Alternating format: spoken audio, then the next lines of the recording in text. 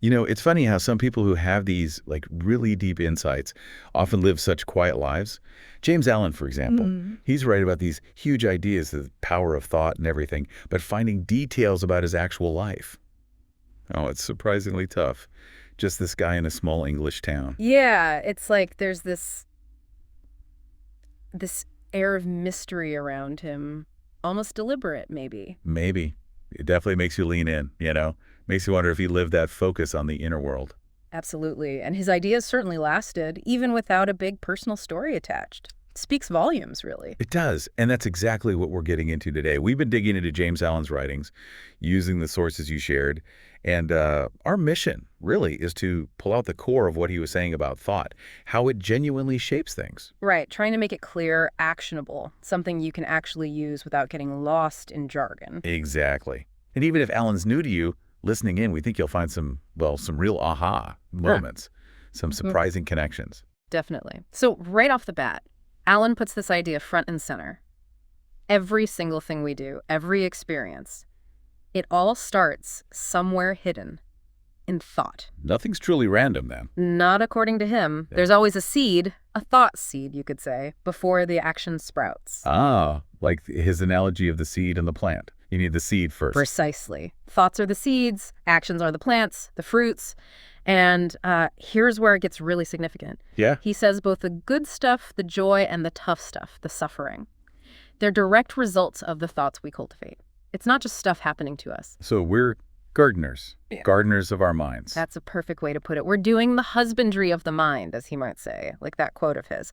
Thought in the mind hath made us. Yes. What we are by thought was wrought and built. It really hands the reins back to you, doesn't it? Puts you squarely in charge of your own experience. It does. It kind of shifts how you look at things, especially blaming circumstances or other people. Totally flips the script. Yeah. He's not saying bad things don't happen externally, but our responsibility lies in how we process them, react to them, Yeah. and maybe even the thought patterns that drew them in, you know? Right. And he goes deeper into that connection, doesn't he? Mm. The inner thoughts and the outer world. Mm. Says there's a sort of harmony. A fundamental harmony, yeah.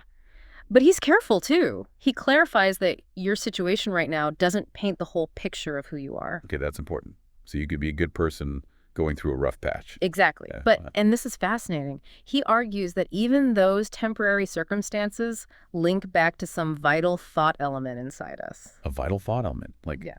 something we need to work on or learn. Kind of. It suggests even challenges aren't random. They reflect something going on internally, maybe a lesson waiting. Wow. Okay. So, like he says, every man is where he is by the law of his being. The thoughts which he has built into his, sorry, cut off the quote there, but the idea is our thoughts literally build our reality. They sculpt us. And our situation, those habitual thoughts, the ones running in the background, they have immense power. Which leads right into his idea about Ah, absolute justice, right? The law of absolute justice. exactly. And that's a real challenge to our usual habit of pointing fingers when things go wrong. Yeah, he's pretty direct about that. Says it's ego, basically, to think we suffer only because we're so virtuous. Mm-hmm. He implies we can't really know the source of our suffering until we've done the inner work, purified our thoughts. Have we really looked inward? And then he brings in this great law, like a cosmic balancing act. Pretty much. Absolutely just, perfectly impartial. Good thoughts, good actions lead to good results. Negative thoughts, negative actions, well, they lead to negative results. Simple, but profound. It suggests this underlying fairness to the universe, doesn't it? It cause and effect on a really deep level, beyond just simple reward and punishment. Yes. It's about the inherent link between our inner state and what we experience externally. So, looking back at our past, even the mistakes or the ignorant times, that was all part of this fair unfolding, reflecting where we were at. That's his perspective. He uses that analogy, right? Plant Yeah. corn, you get corn. Plant nettles, you get metals. Simple, obvious in nature. So why, he asks, would our inner world be any different? Goodness yields goodness. Negativity yields negativity. It makes sense when you frame it like that. Okay, and if that law holds true, then transforming our lives really hinges on changing our thoughts. That's the foundation for everything else he talks about regarding personal change. If thoughts are that powerful, then deliberately elevating them is the key. So how do we actually do that? How do we lift our thoughts? Well, Alan's clear. Consciously choosing higher thoughts helps us rise above weakness, above misery. But he adds a really crucial point, even for just worldly success. Yes. You need some self-discipline. You have to be willing to sacrifice what he calls slavish animal indulgence. Okay, slavish animal indulgence. So like giving in to every fleeting desire, base instincts. Exactly. He connects mental clarity directly to our ability to achieve things. A mind constantly chasing pleasure, he suggests, lacks the focus needed for clear thinking, for planning. Right. So clear thought, methodical planning. Mm-hmm. They require steering away from those impulsive urges, directing energy more purposefully. Mm-hmm. Whether it's for external goals initially or deeper inner work. And he suggests that as we do this, as we build that inner discipline, we naturally find more calmness. Yes, inner calmness. And that tranquility, he argues, isn't just nice for us. It ripples outwards. It changes how we interact with everything. How so? What does that look like? Well, the calm person, he says, has self-mastery, inner governance. And because of that, they can adapt better. They can relate to different people more easily. People notice that. Definitely. He observes that others naturally respect that inner strength. They look to that calm person for stability, maybe even guidance. So calmness isn't passive. It's actually a source of power, influence. Real power, according to Allen. The more tranquil you become, the greater your capacity for success, for positive influence, for handling life gracefully. It all increases. He even mentions business, right? Like a calm merchant does better. Yeah, a very practical point. He suggests that self-control, that equanimity, just makes people prefer dealing with you. You seem reliable, steady. It's an inner quality with tangible outer benefits. That makes sense. So for anyone listening who feels stuck, maybe blaming fate or bad luck, Alan's message is pretty direct. Very direct. Improve your outer life. Start by improving your inner life. That's the path. Okay, let's focus there. People feeling trapped, maybe resentful. Yeah. What's the core message for them? It's empowering, really. The better conditions you want externally are possible, but it requires dedication, commitment to changing things inside first. And he's honest that it might not be easy at first. Oh, yeah. He acknowledges the path of self-improvement can seem barren at its commencement, doesn't always give instant results. Unlike flashy quick fixes. Exactly. Those tend to be illusions. The real lasting change takes time, consistent effort. It's the path of truth versus error, as he puts it. So stick with the inner work even if it feels tough initially, because that's the only way to real sustainable change. Right. And ultimately, this inner journey leads somewhere profound, what he calls the God state of consciousness. Okay, God's state of consciousness. What does he mean by that? Is it strictly religious? Not necessarily dogma. Think of it more like a state of deep understanding, realizing the eternal principles behind everything. So gaining a higher perspective through self-discipline and reflection. Exactly. And from that higher viewpoint, things look different. You're not so easily knocked off balance, say, by seeing someone seemingly unethical get rich. Because you understand it's temporary, or that there are consequences. Both. You see the slippery ground of wealth or power gained without integrity. For Allen, real wealth isn't money or status. It's your stock of virtue, your character, and true power that comes from applying that virtue in your life. You want to fix your life. Fix your heart first. He lists examples too, doesn't he? Yeah. Inner poverty versus inner wealth. Yes. Contrast things like envy, hatred, greed that's inner poverty with love, purity, kindness, humility that's true wealth. It completely reorients your values. And even though our past thoughts shaped our present, we're not stuck. Not at all. He's very clear on that. The past played its role. Yes, the law of cause and effect is real, but we're always creating anew. In every single moment. We have the power now to choose good over ill. That's the key. Conscious choice in the present. So even if we're dealing with consequences from the past, we still choose our response now, our integrity. Exactly. And that's where the real lasting wealth lies, in that fortitude, that uprightness, not in avoiding challenges. Right. He talks about the person clinging to their ego being their own worst enemy, trapped. Versus the path of self-conquest, mastering the inner self. That's the road to peace. And that journey, that self-conquest, it leads to real joy. The most profound, enduring joy, supported by faith, by willingness to sacrifice the small self for something greater. He has that poetic bit. To them that seek the highest good, all things subserve the wisest ends. Meaning even the hard stuff has a purpose, helps us grow. That's the idea. There's hidden wisdom in difficulties if you're on that path. And he makes a fascinating claim that in a mind aligned with this higher power, things like disease, failure, Yeah. they can't take root. Yeah, it's a bold statement. Like, there's no fertile ground for them. He even mentions, the growing understanding back then of the mind-body connection, mental states affecting physical health. Which we talk about a lot more now, of course. Right. It reinforces his point. We're more than just bodies. Our thoughts literally shape our physical experience. Okay, and a big obstacle he points out is blaming others. Oh, huge. He calls it a soul-destroying delusion. Strong words. Very. He basically says, as long as you're pointing fingers, blaming others for your unhappiness, you're stuck. Trapped in a self-created purgatory. You haven't taken responsibility for your own inner state. So the way out is inward, admitting our own role. Yes. Having the courage to see how our own selfishness, our attachments, contribute to our discontent. That, he says, brings us closer to paradise. True happiness isn't out there. It's an inner state of contentment. And that connects to giving, doesn't it? Moving beyond self-interest. Naturally, it's a shift from grasping to giving, finding the fulfillment in contributing rather than just acquiring. So let's talk about the joy of giving. Alan paints it as this transformative journey.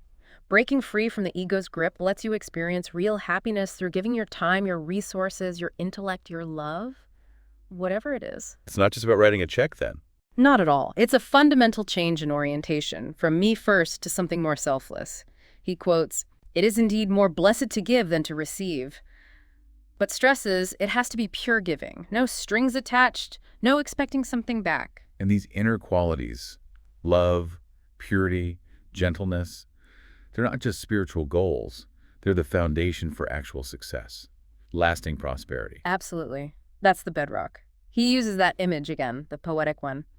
The white robe of the heart invisible is stained with sin and sorrow, grief and pain. Showing the need for inner cleaning. Right. A purification that only comes through seeking knowledge and wisdom. And a key practice for that inner work for Alan is meditation. A central practice, but not just emptying the mind. For him, it's focused thought, concentrating on truth. That focus is what drives growth. It's the secret, he says, to all spiritual growth and knowledge. He points to figures like Buddha, Jesus. Their meditation wasn't passive, it was active realization of truth. And this spiritual awakening, it requires effort, shaking off laziness. Definitely. It demands we shake off lethargy, indulgence. It's a mental and physical awakening, too, not just some vague spiritual feeling. So the sluggard, the self-indulgent person, they're not really fit to know truth. In his view, no. They're wasting precious time, especially those morning hours. That could be used for inner development. They lack the clarity and discipline needed. Which leads to this idea of the narrow way of truth Mm. and the extinction of self. Sounds intense. It is intense. Okay, so the narrow way, that's the path to real peace. But the ultimate state, the perfection of truth, involves the extinction of self, the complete denial, the transcendence of the ego. And all religions point towards this. He sees them as aids, guides on this path to letting the self die, so to speak, so you can be reborn in truth. So the ego itself is the denial of truth. Clinging to it keeps us in the dark. That's the idea. While we cling to self, we face difficulties, sorrows. Letting go opens the way. He mentions that quote from an Indian prince about the signs of progress.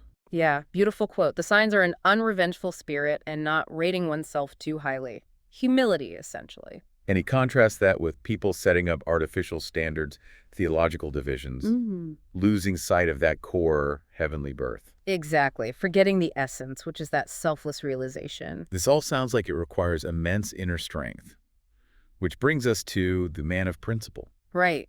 Someone anchored in truth. Unshakable. So this person stands firm, stays calm, self-possessed, no matter what's happening externally. That's the depiction. Even facing hardship, torture, death, prioritizing truth over personal comfort or survival. That's a stark contrast to the man of self. Huge contrast. For the man of self, losing wealth, comfort, even life, those are the worst things. For the man of principle, losing character or betraying truth. That's the real calamity. Wow. Okay, but what about suffering? Does it have a purpose in this view? Yes, he suggests it can be beneficial, actually, especially for the proud, the self-seeking. House. Defeat, humiliation, misfortune, they can force reflection, soften the heart, make it more receptive. And in those moments of anguish, loneliness, what then? Turn towards the sheltering arms of universal love, seek solace and guidance there. And that turning inward can lead to realizing holy love, like the love of Christ. That's how he puts it, an inward realization. A love that saves from sin, lifts you above temptation. And how do you attain that? Is there a secret? The secret is simple, but hard. Empty thyself and I will fill thee.